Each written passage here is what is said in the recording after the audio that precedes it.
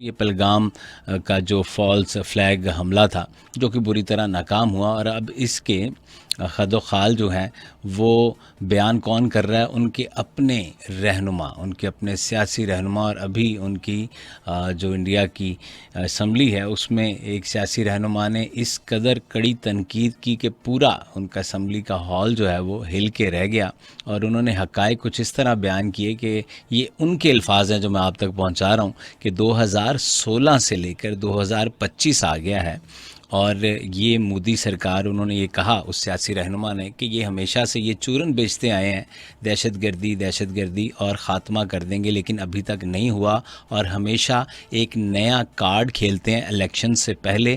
اس بار ایسا نہیں چلے گا. اور انہوں نے کہا کہ اس سے قبل بھی انہوں نے اس طرح کا ایک حملہ کر کے اور جو آئین منسوخ کیا تھا کشمیر کا، اس کے باوجود بھی کوئی رزلٹ سامنے نہیں آ سکے. اور انہوں نے بڑی کڑی تنقید کا نشانہ بنایا جو وزیر داخلہ ہیں وہاں کے امت شاہ، اور قومی سلامتی کے جو مشیر ہیں انڈیا کے، وہ ہیں اجیت ڈول.